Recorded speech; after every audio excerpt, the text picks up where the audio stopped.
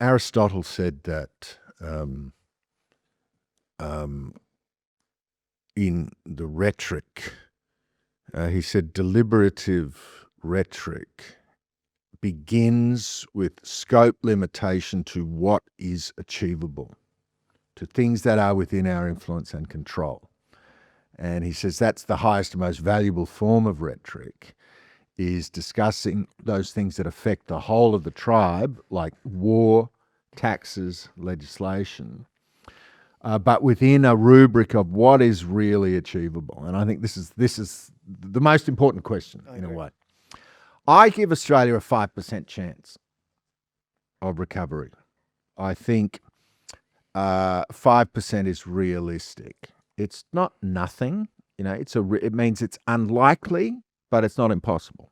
There is, I think, a realistic scenario in which it might be done, but it would require very, very significant change. And the reason I say that the 95% unlikely is I don't at the moment see the trigger for change. Pain. I don't, and that's right. And many others who I respect Enough pain. say to me, it'll have to get a lot worse before it gets better. And then I just think, well, there's a point from which you can't come back. There's a point. And if, for example, you go ahead and say, okay, Australia is going to import 1 million migrants from India, okay, over 24 months. Modi and Albo, backslapping, blah, blah. There's a sense in which I have to accept Albo has a problem because the Australian male no longer finds the Australian female interesting, attractive, or safe enough to say, can I buy you a drink? Or to have a conversation at a bus stop out of fear, But putting that to one side, what you would have to do is, if I were in charge, I would cancel the AUKUS $360 billion for 12 submarines, each of which can be destroyed by a $2,000 drone in about 10 minutes. I'd cancel AUKUS. I would immediately withdraw from the Paris Agreement. I would end all green subsidies. I would completely remove the Department of the Environment and Climate Change. I would abolish the Federal Department of Education. I would return taxing powers to the states. I would seek, however, I would abolish capital gains tax. I would abolish all taxes on commercial transactions. I would seek to reduce, instead of saying, we have to set tax rates to fit the size of the government, I would fit the size of the government I say if a person is giving 10% of their wealth to the government, I could live with it. If the state, local, state and federal currently represents about 40% of GDP as a money laundering wash operation, I would seek to reduce that to below 10%. I would go into, and a range of people won't like this bit of it, but I would embrace China.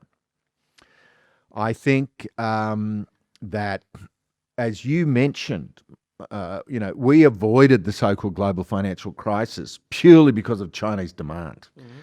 And when you've got this rapidly still rising middle class of several 100 million people in our region wanting to buy the things that we're capable of selling, Aristotle says that anything done with reluctance is difficult. And I just say, we either should go to war with China or we should make love to China. And I prefer to make love. And I say China has been an extraordinary blessing to Australia over the last 4 decades. If China turned off the tap of consumption of Australian product tomorrow, we would be completely stuffed. And so I say lean in. We should be part of the Belt and Road. We should let the Chinese build us a high-speed rail between Brisbane, Sydney, Canberra and Melbourne. Maybe South Australia. We should allow the private sector to do some major infrastructure projects, in particular in relation to water. I mean, if the joint is 70% desert, it was 70% desert when we arrived in 1788, and it's 70% desert today. I can promise you this, if the Jews were running Australia, it would not be 70% desert. And if the Chinese were running Australia, it would not be 70% desert. Wow.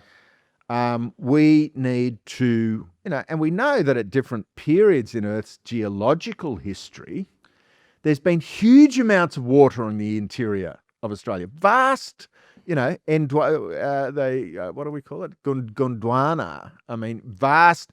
We've got marine mammal fossils in the Tanami Desert. Have you ever read the books Dune, or ever seen the movie Dune, or the science fiction? I'm struck by how much science fiction is actually true. Yeah. These days, but yeah. Well, I was learning last night about a guy from who drove the freshwater pipeline. One Irish Catholic engineer in Western Australia put water to Kalgoorlie, which had gold but no water. Was sort of persecuted by the Protestant sort of in-family clique. But we could do so much more with this continent. We would capture and harvest well under 1% of the fresh water that falls on Australia. I would dredge the river systems. We've got rivers all over this country which are navigable by marine, commercial and tourism transport, which should be, but no longer are because they're silted up. And the Greens have all said, well, you can't dredge them. Well, I say, I'm sorry, we're dredging the river mouth. We're going to make sure we're going to restore Australian shipping and maritime trade.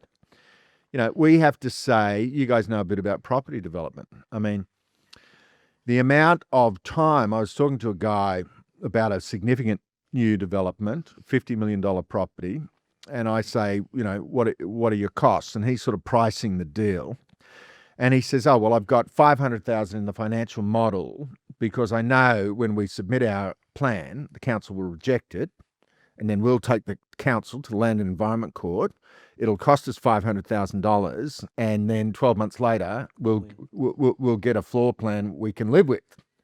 But that's just that $500,000, and the $500,000 is significantly less than the cash cost of servicing the debt for the extra 12 months on a $50 million acquisition. So these are purely discretionary costs imposed on the private sector by the state, and I would go through them ruthlessly. So it sounds like we've got an Elon Musk for Australia on our hands with Doge. Wants to go through and cut and burn, which is great. He one of the richest guys and smartest guys on the planet, worked out he couldn't defeat the two main parties over there. So in a situation that you're in, what hope have we got? Like, you're one man, you're in the Libertarian Party. We've got the two major parties, as we heard from Shumla the other day, two cheeks in the same ass, nothing's going to change. At what point does it get to the point where it completely falls to shit and someone like yourself gets the opportunity to come in and fix it with the slash and burn or an Argentinian sort of model? Because if we haven't had enough pain yet, it's going to be a fucking long road until we have had. Yeah. And what do we do? What do we do until in between now and then? Can't fix it? Go live in Greece.